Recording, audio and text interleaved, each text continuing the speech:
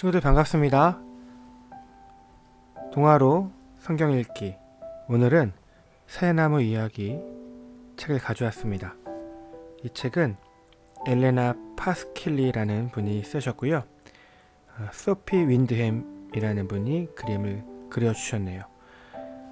이 책은 굉장히 유명한 책이고, 또 동화를 통해서 하나님의 말씀, 또 예수님의 이야기를 어떻게 보면 금방 떠올릴 수 있는 동화라고 생각할 수 있습니다.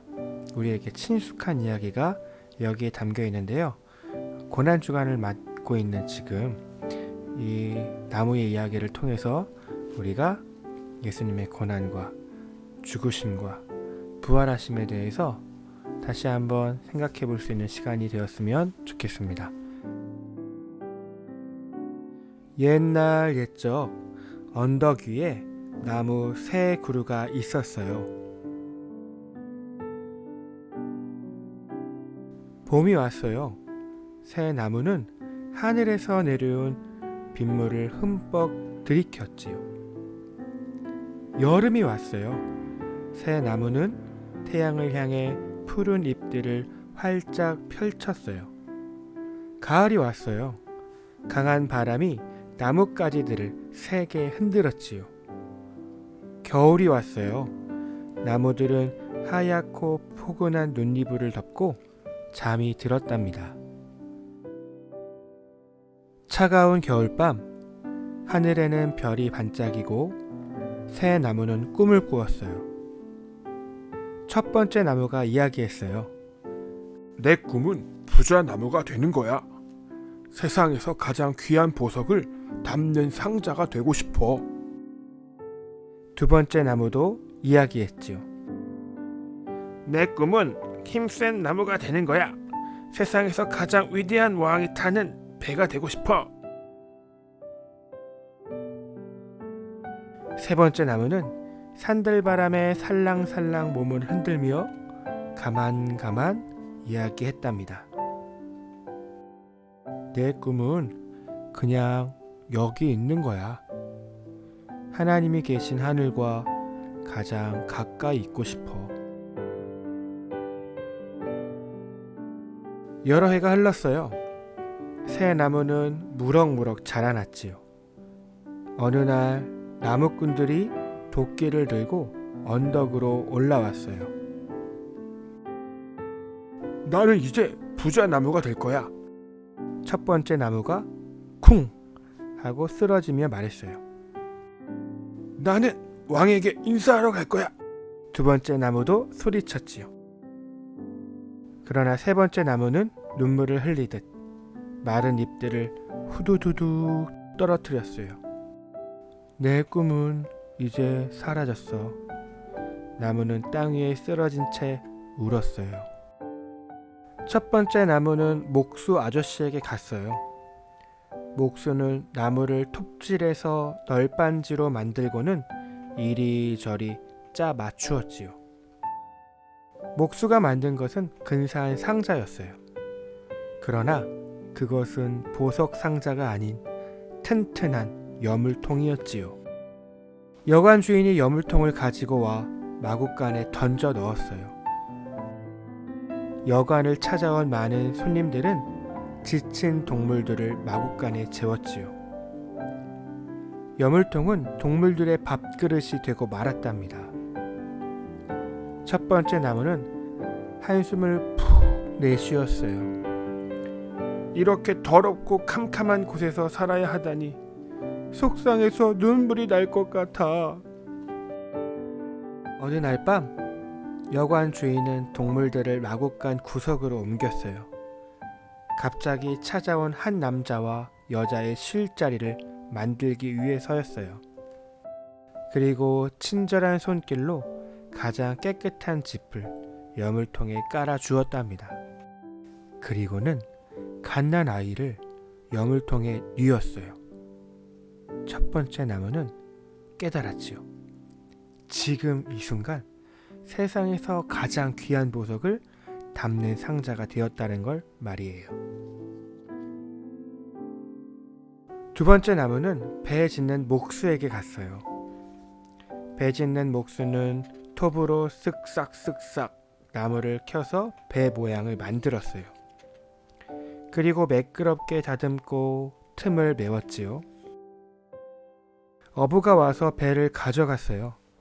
저녁이 되면 어부들은 남보랏빛 바다로 나아가 그물을 던졌지요.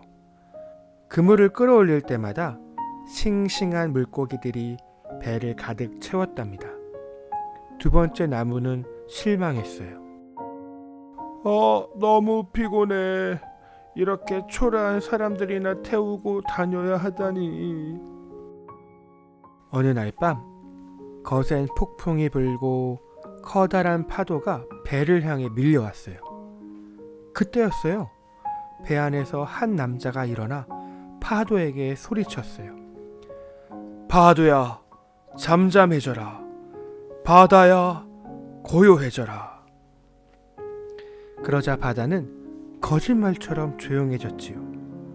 두 번째 나무는 깨달았어요.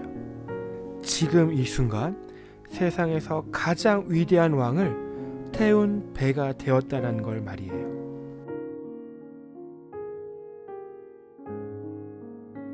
세 번째 나무는 아무렇게나 잘려 버려졌어요. 그러던 어느 날 와글와글 떠드는 소리가 들려왔어요. 어떤 나무라도 괜찮으니 빨리 가지고 와.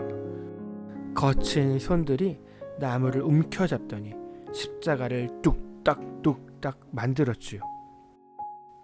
잔인한 손들이 한 남자를 십자가에 억지로 눕히고 손과 발에 못을 박았어요. 군인들은 십자가를 똑바로 세웠지요. 십자가에 못 박힌 남자는 어둡고 쓸쓸한 언덕 꼭대기에서 죽었어요. 십자가가 된 세 번째 나무는 텅 빈 채 버려졌어요. 해가 질 때마다 언덕 위의 나무는 너무나 슬펐어요. 어두운 밤이 지나가고 아침이 찾아왔지만 온 세상이 캄캄하게만 느껴졌어요. 눈부신 새벽이 밝아왔어요. 십자가에서 죽은 남자가 기적처럼 살아났어요. 남자를 죽게 한 십자가는 이제 생명의 나무가 되었지요. 세 번째 나무는 깨달았답니다. 하늘과 가장 가까운 곳에서 영원히 하나님을 바라볼 수 있는 나무가 되었다라는 걸 말이에요.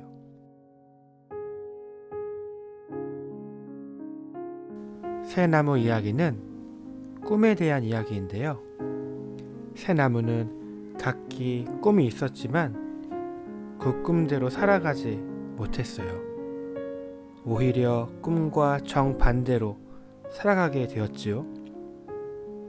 그러나 나무들은 예수님과 함께 있을 때 자신들이 꾸었던 꿈을 진짜 이루게 되어짐을 깨달았지요. 목사님은 새 나무가 바로 우리들 자신이라고 생각이 들었어요. 우리들 모두가 각각 꿈꾸는 소원들이 있어요. 다르죠. 그리고 그것들이 잘 되면 좋겠지만 또한 안 될 수도 있어요. 그러나 안 되는 상황 가운데 낙심하지 말고 오히려 그 상황에서 우리가 예수님과 함께 한다면 그 어떤 소원보다도 멋있는 소원을 이룰 수 있다라는 것을 보여주는 책인 것 같아요. 우리도 그 나무들처럼 예수님을 품고 살아가는 자들이 되었으면 좋겠어요. 이 책을 읽으면서 예수님의 직업이 목수라는 점을 생각해 보면서 읽었는데요. 어찌 보면 나무를 벤 것도 또 나무를 각각의 쓰임새로 만든 것도 바로 예수님이 아니었을까 생각을 해요. 우리를 가장 잘 아시는 예수님이 가장 선하고 아름다운 모습으로 만드시지 않았을까? 그걸 깨닫게 됐고요. 결국 가장 선하고 아름답게 만든 모습으로 예수님은 그곳에 계시고 그곳에서 일하시고 또한 그곳에서 죽으셨으니 예수님께서 우리를 만드신 이유도 우리와 동행하기 위함이 아닌가 생각이 들었어요. 어떤 상황과 환경에도 하나님께서 우리를 만드시고 다루어 가신다는 사실을 잊지 마시고 항상 감사를 놓치지 않고 우리 예수님께 감사하며 살아가고 예수님과 동행하며 살아가야 되지 않을까요? 질문입니다. 첫 번째 질문인데요. 어떤 나무의 소원이 가장 마음에 들었나요? 첫 번째 나무의 소원은 가장 아름다운 보물을 담는 보물 상자였고, 두 번째 나무의 소원은 가장 위대한 왕이 타는 배가 되는 것이었고, 세 번째 왕의 소원은 그냥 그 자리에 있는 것이었어요. 여러분은 어떤 소원이 가장 마음에 드시나요? 두 번째 질문입니다. 나무는 목수에게 왜 이렇게 만들어주세요 라고 말하지 않았을까요? 나무가 목수에게 이렇게 만들어주세요 라고 말했다면 과연 어떻게 되었을까요?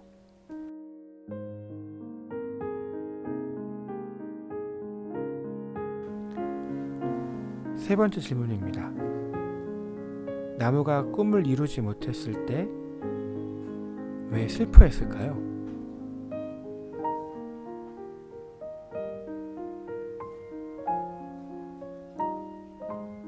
네 번째 질문입니다. 예수님은 나무들을 향해 무엇이라고 이야기해 주셨을까요? 아기 예수님은 말 구유에게, 또 예수님은 그 어부의 배에게, 또 예수님은 십자가 나무에게 무엇이라고 얘기해 주었을까요?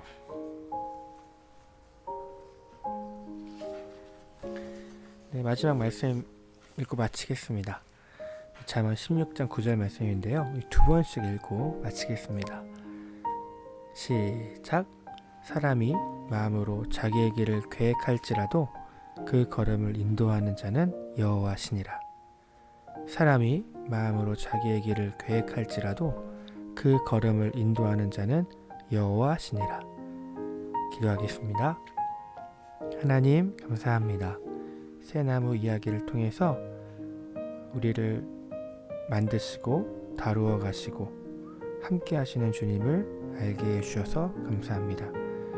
우리 역시도 나무들처럼 우리의 꿈을 쫓아 살아가는 것이 아니라 주님을 마음에 품고 주님과 동행하며 살아가는 사람들이 되어지게 하시고, 그것이 가장 중요하고 가장 소중한 꿈인 것을 깨닫는 자들이 되어질 수 있도록 도와주시옵소서. 감사드리며 예수님의 이름으로 기도드렸습니다. 아멘.